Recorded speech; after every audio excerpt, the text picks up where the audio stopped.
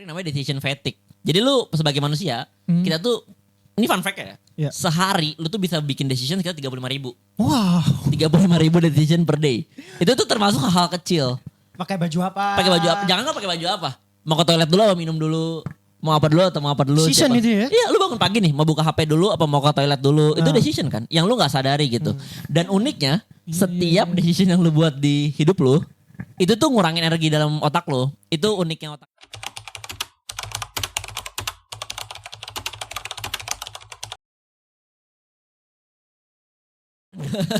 Tapi mungkin kalau Handar mungkin boleh sharing juga sih, Dar, kalau lu punya pengalaman serupa gak sih, atau terutama dari sisi engineering ya, karena menurut gua kalau dari sisi produk kita tuh mostly emang berurusan sama orang kan.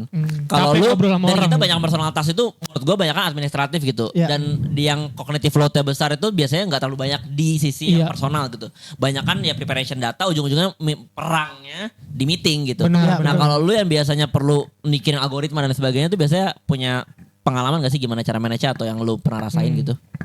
Oke, dari tadi ngomongin manajemen gue jadi makin kayak, ternyata ada juga ya konsep kayak gini gitu. Oke. Baru jujur gue juga baru tahu sih. Yang benar. Kalau udah di briefing sebelumnya. Kita belum pernah ketemu ya. Belum ya. Ini pertama kali ya. Kayak orang mau sulapan. Sampai sedalam ini, sampai ada konsep gitu. Sehari berapa decisions gitu. Betul. Tapi secara gak sadar, ternyata gue sendiri juga ada pattern gitu. Kayak misal, kadang waktu jam kerja, gue sendiri sebagai engineer tuh paling merasa apa ya, kayak bukan nggak terganggu tapi kayak fokus jadi pecah tuh kalau tiba-tiba ada meeting gitu. Oke, di tengah-tengah waktu kerja lu ya? Iya, dan karena kan meeting tuh kan ya gue kan tergantung invite kan jam berapa aja. Gue nggak bisa manage nih, mohon maaf nih. Tapi kalau misal pagi tuh justru gue merasa kayak ya kadang iya aja sih. Oh ya, karena lu malam meetingnya. Produktif. Lu kalau PM jangan undang engineer pagi-pagi, tanya dulu. Dia doang, masih gak kelar-kelar lu. Enggak, lu harus siap sih. Ini enggak. Bug itu gak bisa jadi di siang doang. Lu harus siap. Makanya teman-teman, kalau pakai aplikasi, janganlah. Jangan disebut. Gak mau wakil engineer ya. Tapi malah akan lebih terbantu kalau mikir yang apa ya, yang buat task sendiri, buat yang ngoding sendiri tuh malam sih. Malam. Lu agak night owl berarti. Iya, bukan berarti harus hands on laptop ya, enggak. Tapi kayak mikirin algoritmanya. Iya, kayaknya besok kalau gue bikin kayak gini tuh lebih better daripada kayak gini. Jadi I see, jadi gue nggak tahu ya apakah itu ngefek. Jadi gue mikir decision buat besok itu gue pikir sehari sebelumnya. Jadi ideation lo itu baru biasanya muncul di malam hari itu. Iya, tapi penasaran cara ideationnya gimana? Misalnya kayak gue ada task buat bikin suatu UI nih, kayak list gitu kan misal. Nah itu yang pertama yang gue pikirin adalah gimana cara nge-getnya dari API kan, dari server ya gitu. Gue pikirin struktur datanya kayak gimana. Terus, nah itu jadi gue pecah bagi perbagian gitu. Nah itu gue pikirin tuh. Gue pikirin aja kayak plannya, kayak kerangkanya gue besok ngapain ya, buat networknya gue bikin kayak gini, struktur datanya gue bikin kayak gini, terus UI-nya gue pakai ini. Nah itu gue pikirin malamnya. Besok tinggal execute. Ya, karena jujur gue pernah mikir kerangkanya dan execute dalam satu hari. Decision yang gue ambil jadi banyak banget. Kayak misal capek ya? Dan gak maksimal. Iya, dan gue harus mikirin kerangkanya kayak gimana. Menarik ya. Buat engineer di luar sana yang butuh tips kerja efektif, tanya Mas Handar. Berbayar ya tadi ya. Berbayar ya. Mas Handar buka kelas di mana? Belum tentu. Soalnya kadang ketika execute ada masalah baru lagi. Oke. Misal yang lu gak prevent sebelumnya, lu gak expect sebelumnya ya. Ya dimana ternyata codingan lu jelek ya. Bukan gitu. Tapi pertanyaannya dengan metode lu tadi, itu outputnya gimana? Bagus gak? Itu ngebak bukan. Kalau misal kita prepare sebelumnya itu lebih delivernya lebih cepat dan minim bug. Iya, yang dibanding dengan lu tadi seharian full decision making. Lebih banyak bugnya. Iya, maksudnya dari segi deliver lebih bagus yang kayak kita persiapin sebelumnya sih. Mental state-nya lebih enak yang mana? Lebih enak yang pertama sih. Yang di Oke. Pertama tuh yang Yang mikir seharian. lu malamnya enggak, malamnya mikir dulu. Karena lu mikir tiba-tiba lu mikir kerangka nih, lu udah nemu nih. Tapi kan lu udah capek buat mikirin kerangka kan. Oke. Terus habis itu lu ngerjain ternyata ada bug nih. Oh ternyata nggak bisa kayak gini. Aduh gimana ya? Jadi pecah-pecah ya. Iya, menarik sih. Tapi emang bener, berarti ini sebenarnya by kita diskusi ini, lu bisa detect sebenarnya kan. Pattern lu sebenarnya seperti apa itu sebenarnya bisa ke detect gitu. Dan itu sebenarnya bisa kita optimize. Cuma yang menyebabkan tentang energy management penting ini bukan cuma yang kita bahas doang. Banyak banget hal-hal yang bikin apa yang kita kerjakan itu jadi gak efektif. Dan ini yang bikin orang-orang yang harusnya kerja sesuatu itu misalkan 3 hari selesai, itu bisa lama gitu. Nah ini hal-hal yang sering terjadi dan itu bukan karena kita bodoh. Cuma karena kita tuh memang tidak punya kapabilitas saja untuk manage energi kita. Misalnya gitu ya, misalnya. Salah satu hal yang sering terjadi juga itu namanya Parkinson's Law ya. Jadi di mana lu itu udah berusaha nih, kita udah bahas nih. Lu udah ngeplotin waktu, udah segala macam tuh udah lu siapin lah gitu. Nah, jeleknya adalah manusia juga nih. Ketika lu udah plotin waktu, gue mau ngoding 2 jam gitu. Pas sejam kelar, sejam berikutnya itu gak lu bikin ngerjain yang lain. Lu tetap ngerjain codingan itu. Karena lu merasa bahwa waktu gue 2 jam buat ngerjain ini. Dan itu malah bikin otak lu drain. Karena lu jadinya malah berusaha ngisi-ngisi waktu yang sebelumnya gak lu plan gitu. Nah itu juga salah satu hal yang sering terjadi sama kita gitu. Terus ada lagi misalkan contoh-contoh yang seru lagi namanya Zeigarnik Effect gitu. Zeigarnik Effect ini dimana ketika lu malah fokus sama hal-hal yang belum kelar dibanding sama hal-hal yang udah kelar. Jadi otak lu tuh malah fokus sama yang gak kelar gitu loh. Jadinya malah otak lu draining kayak belum ngerjain ini. Dan lagi dikerjain gak kelar. Betul, jadinya malah gak fokus sama apa yang lu kerjain. Dan lu malah fokus sama bigger picture-nya tanpa lu ngerjain yang kecil-kecilnya. Nah, itu juga sering terjadi. Jadi sebenarnya tuh dalam urusan energy management ini banyak banget gitu loh hal-hal yang kita tidak sadari. Itu malah mengganggu banget itu. Dan ini bukan hubungannya sama hard skill ya. Bukan isu kayak lu Jojo kurang pintar atau Farhan kurang pintar. Bukan. Tapi ini kemampuan kita dalam memanage energi kita sih. Untuk memastikan bahwa semuanya itu efisien. Tapi kalau misalkan di conclude berarti emang ini mental SDM rendah ya? Oh bukan ya? Bukan. Nah, karena Kerja bisa kelar sejam jadi 2 jam. Karena masalahnya lucunya malah kita tuh kadang di kantor gitu ya. Malah kebanyakan istirahatnya. Bangun pagi, nyampe kantor pagi. Capek gue. Capek habis OTW. Ngopi dulu. mau pertama kali nyetel laptop aja nunggu setengah jam. Benar. Baru sampai. Tiba-tiba udah lunch ya kan. Tiba-tiba udah ada yang nanya, makan apa nih? Iya. Lu doang. Lu jangan mengeneralisir lu. Kalau yang itu lu doang. Iya, karena kita udah tahu makannya Padang. Udah tahu makannya Padang. Gak boleh disentuh. Iya, cuma emang kayak gitu sih. Jadi sebenarnya sekedar bikin to-do list atau sekedar bikin jadwal juga sebenarnya nggak cukup gitu. Lu perlu optimize. Makanya yang tadi kita bahas di sini bukan cuma sekedar time management, tapi lu juga punya kemampuan untuk energy management. Nah, mungkin kalau kita bahas tips-tipsnya gitu ya. Itu banyak banget sih yang bisa kita bahas gitu. Mungkin yang paling sering gue terapkan dalam hidup gue adalah 2 minutes rule. 2 minutes rule ini adalah ketika lu punya sesuatu yang bisa dikerjakan dalam kurang dari 2 menit, lu lakuin saat itu juga. Sekarang. Kenapa? Karena ini satu hal yang paling sering nge-trigger procrastination. Jadi ketika Jo, minta tolong ini dong, kirimin dokumen ini. Oh iya Han, entar. Nah, entar ini ketika dikumpulin, itu banyak kan. Kayak, waduh banyak banget nih yang harus gua kerjain. Padahal kalau lu saat itu cuma alt tab lu kirimin dokumennya, selesai. Berarti justru yang bikin lama itu justru tas-tas yang muda sebenarnya. Bukan Jojo yang bikin lama. Iya. Benar. Udah mulai menyalahkan orang. Janda Habib. Udah berani Habib ya. Nggak, tapi benar. Karena ketika small task lu tunda-tunda itu, inilah yang sering terjadi di procrastination. Jadi procrastination itu bukan karena tasnya besar, akhirnya lu gak mau ngerjain. Cuma biasanya karena lu gampangin, lu ngentengin, lu bilang kayak, ini mah ntar juga kelar gitu. Sampai akhirnya lu keisi sama yang lain, cangkir lu pada hari itu, lu kayak, waduh ternyata banyak nih yang hal kecil yang belum gue kerjain. Tapi kalau misal gue kan, misal gue lagi fokus nih ya, di ngoding. Terus tiba-tiba temen gue minta kayak, kirimin ini dong, aset ini. Nah itu gue sendiri ngerasa kayak apaan sih ganggu, gue lagi fokus nih, gue takut kehilangan fokus gue yang sekarang. Jadinya gue taruh ntar aja gitu. Benar. Tapi itu bukan berarti kayak minta saatnya juga kerjain. Tapi ketika tadi lu punya spare time nih dari antara tas 1 sama tas 2, kalau ada waktu jeda tuh, lu selesain dulu 2 menitnya. Jadi misalnya lu ngerjain codingan nih, teman lu minta aset, lu demin lu aja. Pas lu lagi ada break codingan, 2 menit langsung lu kirim, bener. Jangan sampai nanti kayak lu tunda. Jangan mencah fokus juga ya berarti ya. Betul. Kayak gitu sih. Nah selain daripada itu, tadi ya kalau kita bahas procrastination ini gue yakin juga ya deadliner seperti kita yang dulu di kampus ada tugas besar sebulan ngerjainnya 2 hari terakhir.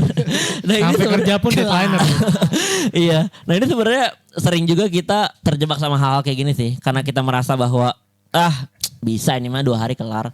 Nah lu tuh bakal berusaha mengerjakan tas tersebut seolah-olah lu ngerjain dengan maksimal gitu. Lu ngerasa kayak, kalau gua mepet nih gua malah maksimal. Nyatanya tuh enggak gitu. Iya. Itu cara otak lu mengelabui diri lu aja quote on quote. Bahwa lu merasa lu lebih bagus On ngerjain. fire, lebih on Iya, fire. padahal kalau lu perhatikan ketika lu bisa nyicil bahasa gampangnya, itu hasilnya bakal jauh lebih bagus sih. Dibanding lu nunda-nunda terlalu lama. Jadi lu bisa menilai lebih banyak, Betul. lu bisa evaluasi lebih banyak. Betul. Tapi kan nggak banyak orang bisa membagi tas mereka gitu. Nah ini skill issue. Enggak, maksudnya emang bener nih. Iya kan enggak Enggak, tapi Udah fokus biasa Habib. bener. Lu kayak ceramah lagi nih. Skill issue Mungkin beberapa orang kayak dikasih tas gini dia nggak kepikiran gitu kayak, ini gue pecah part-partnya kayak gini. Betul, Ada itulah tuh. kenapa kita hari ini bahas ini. Iya, Itu iya, untuk iya. ngelatih kita bisa breakdown tas tersebut. Jadi sebenarnya yang tadi gue bilang ketika lu malah fokus ngerjain satu tas tanpa planning, tadi lu sendiri udah bilang kan, ketika lu ngerjain sesuatu seharian penuh tanpa planning, akhirnya malah banyak kurangnya, malah banyak gak bagusnya, masalah banyak bug-bug yang lu gak pikirkan sebelumnya. Tapi kalau lu punya planning sebelumnya, lu mikirin dulu tasnya kan. Struktur datanya kayak gini, algoritmanya kayak gini. Besok gue ngerjain terus ini. Itu kan cara lu breakdown tas kan. Dan lebih smooth kan eksekusinya. Kayak gitu sih. Jadi orang tuh kadang-kadang merasa bahwa kalau gua kerjainnya nanti nggak planning dulu mungkin lebih cepat. Padahal nggak juga. Lu kasih spare time buat otak lu mikir secara fokus lu mau ngerjain apa dan seperti apa. Makanya contohnya nih, kalau lu mau bikin presentasi, bikin outline dulu. Lu mau bikin dokumen, bener. bikin outline dulu. Kerangkanya dulu. Bener. Lu mau bikin desain misalkan, bikin outline-nya dulu, bikin kerangkanya dulu. Karena kalau enggak itu tadi otak lu tuh bakal ngeraba-raba gitu loh. Ini ngerjain apa nih gini, nanti ujung-ujungnya dirombak. Mungkin lu bener. pernah pengalaman kayak gitu sama Setuju, Mading kan. Udah kayak gini. Salah nih algoritmanya. Rombak lagi dari awal. Padahal kalau lu spend time buat nyoret-nyoret algoritmanya, lu bakal lebih terstruktur. Kayak gitu Yang sih. paling sering ditemuin tuh sebenarnya decision making sih. Betul. Jadi decision making itu pun harus terstruktur menurut gua. Setuju. Jadi kalau lu mau buat suatu decision atau lu mau ngutarain suatu pernyataan, ya lu harus berpikir secara terstruktur dulu gitu. Kenapa? Karena ya itu tadi benar. Akan banyak decision yang nantinya tercipta dan itu malah jadi rumit di sekitar lu gitu. Ya. Betul. Makanya harus ngurangin namanya decision point sih. Nah, ketika lu punya iya, struktur benar. thinking. Makanya kalau di sesi kemarin kita udah bahas yang namanya asking the right questions. Ya. Iya. Karena dengan lu bertanya dengan tepat, lu jadi meng-cut banyak decision point gitu loh. Benar. Inilah kenapa kalau kita juga di produk terutama, mungkin gue di engineer juga relate, suka ngelakuin nama experimentation gitu kan. Tujuan kita itu mengeliminate kemungkinan sebanyak mungkin kan. Kemungkinan salah sebanyak mungkin. Misalkan dari 200 kemungkinan salah, eksperimen ini harapannya bisa nge-eliminate setengahnya gitu. Ya. Bukan kita mencari yang benar langsung sekali gitu. Tapi Eliminate tujuannya yang mengeliminate salah, yang salah. Supaya berikutnya lu tahu apa yang dilakukan nextnya tuh harus ngapain gitu. Iteration berikutnya. Kalau mungkin gue pengalaman ya, dan gue nggak tahu ini pengalaman yang sebenarnya salah apa tuh benar Oke. ya. Cuman kalau gue pribadi karena gue tuh udah tahu jam produktif gue, which is tadi misalkan kita ambil case yang Selasa sampai Kamis itu adalah waktu paling produktif, hari paling produktif, Oke. dan Senin dan Jumat itu adalah waktu spare supaya kita nggak terlalu burn out lah, gitu. Jadi pas gue kerja tuh setiap hari Selasa sampai Kamis itu sampai benar-benar malam pun ya bring it on gitu. Oke. Jadi Otak lu siap ya? Iya, mentalnya tuh bring it on. Karena lo akan punya spare time di Jumat dan Sabtu. Jumat dan Senin. Senin. Iya, Jumat dan Sabtu Senin. masih kerja. Iya. Sabtu FIFA bro. Nah, tapi gitu. Jadi mental gue ngepatri di otak tuh mentalnya ya Selasa sampai Kamis tuh bring it on gitu. Betul. Apapun yang lu punya, kerjaan yang lu mau tawarin ke gua, gas ini. Mana Siap. kasih aja. Kasih Apalagi dar. sekarang ya. Apalagi sekarang. Iya. Cuman gue ada satu hal. Udah bang. Gak lagi-lagi bang. Ada satu hal lagi yang mungkin menurut gue most of us pernah denger ya. Namanya Pomodoro Technique. Pomodoro Iya. Technique ini dimana lu bikin otak lu atau bikin lu ngerjain waktu lu punya waktu fokus beberapa saat. and then lu break beberapa saat. Misalkan ada contohnya yang paling sering itu 25 minutes. Jadi lu kerja 25 menit, istirahat 5 menit. 5 menit. Atau ada juga pakai 40 menit gitu ya. 40 menit kerja, 5 menit istirahat. Ada yang kayak gitu. Uniknya di zaman kita sekarang itu 5 menitnya kita nggak istirahat. Gas terus. Scroll. Tapi kan istirahat itu. Enggak kan istirahat kan lu tetap making decision. Padahal definisi istirahat lu harusnya benar-benar lu istirahat. Lu break time. Misalkan paling gampang misalnya baca buku. Atau lu sekadar berdiri aja gitu. Istirahat baca buku. Baca buku kan making decision. Bukan bro, baca bukunya yang baca buku yang light aja. Misalkan yang satu duduk gitu selesai. Baca artikel. Tapi baca artikelnya ya tentunya yang bukan lu mikirin tentang decision making. Baca buku Bimba kali ya. Waduh. Tapi dari baca buku dia doang. Iya. Oh enggak, tapi benar. Gue mending bengong aja sih. Iya bisa, bengong bisa. Cuma intinya lakukan sesuatu yang bikin otak lu tuh beristirahat gitu. Atau kalau bahasa orang-orang juga kadang ya pastikan kalau otak kiri lu sibuk ya istirahat tuh gunakan otak kanan gitu. Jangan sampai lu malah udah capek, istirahat lu malah bikin makin capek lagi. Contoh tadi scroll Gojek gitu atau scroll Oke, berarti next yang bahasannya cara kita manfaatin otak kiri sama kanan ya. berat. Kayaknya itu episode 4. Gue sering sih ini meraktekin ini ya Pomodoro teknik, tapi gue kebalikannya. Oh, 5 menit kerja, makanya numpuk kerja. Makanya Bang, udah bang, saya lagi serius nih bang. biar lucu aja, biar lucu. tapi bener kan Jo? Jadi Kantornya Jojo ya diawasin ya. iya. Pasang CCTV. Define like activities buat kita istirahat tuh gimana? What? Definisiin? Sebutin Hah? kayak aktivitas-aktivitas ringan yang bisa kita lakuin saat kita istirahat. Kan tadi gue bilang sih, contohnya paling gampang itu Yes. bengong, duduk, ya udah rebahan aja gitu. Atau tadi gue bilang kalau baca buku yang misalkan ringan aja yang lu ya refreshing mind aja lah, buku-buku hiburan gitu. Lebih ke ini kali ya, aktivitas yang memang menurut lu tuh relax gitu ya. Betul, bikin gue tuh relax, bikin lu Contoh. relax. Beda bro. Benar. Beda kayak gue mungkin kalau misalkan ya kalau orang misalkan orang Bener. ngerokok nih. Ayo, Bener. kita Ya lu ngerokok gitu. Cuman ngerokok nggak baik ya teman-teman. Nggak baik. Nggak baik ya. Nggak Jangan baik. ngerokok ya, jangan ngerokok. Jangan judol, jangan pinjol. Jangan. ya. Jangan. Ya itu maksud gue gitu, beda-beda kan. Ada yang mungkin relax 5 menit nih. Lu bisa satu lagu, lu karaokean gitu. Bener. Karaokean. Bisa. Nggak bisa. Masa ke Kemang dulu Bukan. Maksudnya dengar lagu sambil nyanyi Jordan. Mas. Itu kalau gua tadi 20 plus 5. Mas. Bisa. Karaoke itu nggak mesti mangku purel. LC. Waduh. Gak boleh. Nggak mesti ke Kemang buat karaokean. Benar, Ya maksud gua lu YouTubean, ya lu karaokean di YouTube gitu. Tapi pastikan playlist udah ready. Udah ready. Jangan lu nge-scroll YouTube juga. iya. Biar ada Lagu decision. apa? Iya, Bener. Ya, Stres lu kan lagi ya. misalkan ada orang yang udah punya playlist relax gitu kan. Betul. Gitu. Ya tinggal di play. Lo-fi girl. Ayo apa? Lo-fi hip hop. Ayo apa? Lo arti. Itu lah.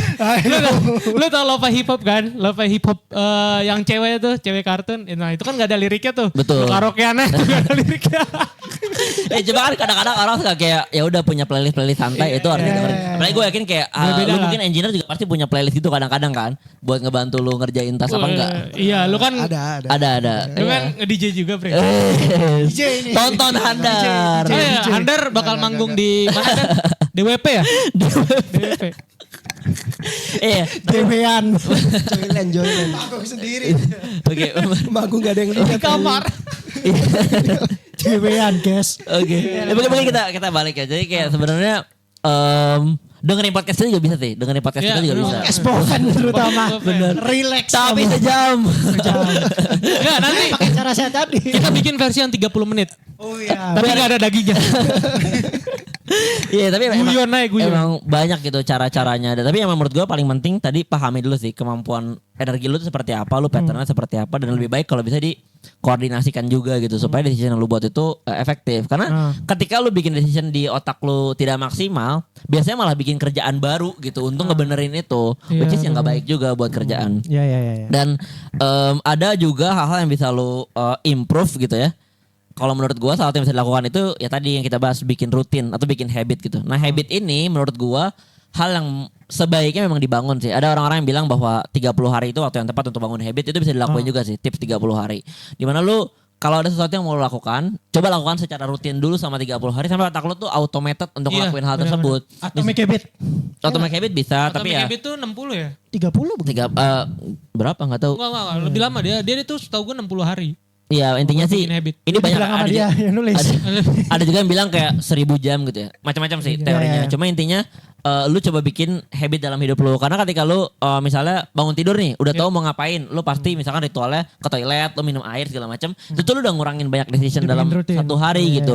Instead of lu sering gak sih pagi-pagi tuh bahkan udah draining lu kayak nih Hari ini gue mau ngapain ya? mandi kapan ya? Oh iya. Main HP ini dulu apa ini dulu ya. Kayak lu bahkan belum memulai hari aja quote on quote lu udah bikin Mikir, ratusan decision gitu. Wah gila. Sesimpel bahkan kayak tadi gue bilang ya, Gila. mau pakai baju apa hari ini, mau pakai celana apa hari ini. Itu kayak lu bikin decision yang menurut gue agak-agak buang-buang waktu gitu. Makanya banyak orang kadang kalau simpelnya baju yang paling atas aja lah pokoknya gitu kan. Celana yang paling atas aja pokoknya. Itu sebenarnya membantu gitu, membantu lu mengurangi hal-hal tersebut kayak gitu. Nah, salah satu yang bisa dilakukan memang kalau kita punya resource lebih, yang jujur tadi bilang sih, delegate gitu. Misalnya lu punya chef di rumah yang masakin, lu punya Mama. personal assistant yang udah nyiapin to do list lu gitu. Mama juga. Ya mama bisa masak. Ya kasihan mama lu berarti. Bisa. 2 menit itu mama bisa. Mama bisa nyetrikain baju, nyiapin Tapi baju. jangan mama lu kalau gitu training. Itu maksudnya kayak itu bisa dilakukan. Dia kasihan kan?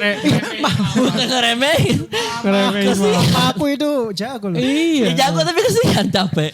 Ya cuma kayak gitu sih. Itu menurut gua hal-hal yang bisa lu lakukan gitu. Iya. Dan ya itu sih ngebagi hal-hal yang udah bisa lu bagi dari awal lebih baik gitu. Jadi kalau salah satu yang bisa dilakukan juga misalkan H-1 tuh lu udah nge-planning, lu mau ngapain segala macam. Jadi udah lebih ready lah gitu. Iya tapi gue jadi relate sih. Secara nggak sadar ya pas bangun pun bingung ya kadang-kadang ya. Betul. Kayak ya kalau ke toilet mau melek atau enggak gitu. Kan harus melek. Bahkan sesimpel matiin alarm atau bangun. guling di kiri apa di kanan. Gak maksudnya. Canda mulu ya. Maksud gue kalau toilet tuh rutinitas lah. Maksudnya panggilan alam kan. Oke, Kalau toilet. oke. Itu aman lah. Tapi kalau misalkan kayak makan lah. Gue makan dulu apa ngopi dulu. Iya mandi dulu atau makan Mandi dulu apa makan dulu. Kayak hal-hal kayak gitu ternyata draining juga ya. Iya itu ngurangin energi dalam Mending dibikin hari. rutin aja ya. Poinnya Betul. itu decision ternyata. Betul. Kita kira kan udah kayak ya udah emang. Iya gue kira ya itu ya bener lu tadi kayak hal kecil tuh nggak terlalu draining. Iya. Padahal tuh Betul. kecil-kecil malah jadi draining. Makanya apalagi kalau lu misalkan orang-orang yang commute-nya jauh misalnya. Iya. Itu kayak buat nentuin nih pakai Gojek apa enggak ya. Gua Iya, iya, lanjut iya. busway keburu enggak ya kayak Bener gitu lagi, tuh. bener. Itu lu menekan kayak lu banyak pressure ke diri lu sendiri sampai kantor tuh udah kayak aduh capek banget ya gitu. Padahal lu belum apa-apain, belum kerja, bahkan belum buka laptop tapi udah capek Nyari duluan. diskon gitu-gitu ya. Iya. Kacau bro. Dan yang jujur sempat bahas juga nih kemarin di episode 1 gitu ya. Satu teori yang ditulis sama Schwartzman namanya paradox of choice. Ini apa yang lu hadapin sehari-hari gitu. Dan faktanya ketika semakin banyak pilihan yang lu hadapi, lu semakin precise dalam membuat keputusan, tapi lu semakin tidak pleasant atas apa yang lu dapatkan. Itu uniknya. Jadi ketika long zaman dulu nih kalau ceritanya Schwartz ya, di teorinya dia, dulu dia mau beli jeans nih ke toko gitu ya. Dia cuma disuruh milih warnanya mau apa, biru atau hitam, ukurannya mau S, M, L atau XL. Selesai. Kalau dia mau ukuran dia itu tengah-tengah antara M sama L, dia beli L dia kecilin. Selesai. Pokoknya datang gue mau beli warna biru ukuran L. Beres. Dia dapat dia puas. Zaman sekarang lu kalau mau beli jeans datang biru, mau biru apa? Biru navy Nah, atau biru belel iya. atau biru apa benar? Udah Klorasin. udah milih biru ditanya lagi mau straight cut, mau baggy, mau Iya, pensil iya, atau iya. kayak gimana? Iya, iya. Udah dikasih lagi ukurannya mau berapa? 32, 34, 36 gitu-gitu kan. Udah malu dapat semua itu, stoknya nggak ada. Ulang lagi dari awal. Itu hal-hal yang sering terjadi di kehidupan sehari-hari dan itu tuh draining sebenarnya. Termasuk lu kayak milih sepatu gitu ya. Udah milih warna ini Nggak, tipe itu ini. dari cerita tadi gue pecat sih. Pegawainya. Maksud gue kalau nggak ada stoknya nggak usah nanya-nanya.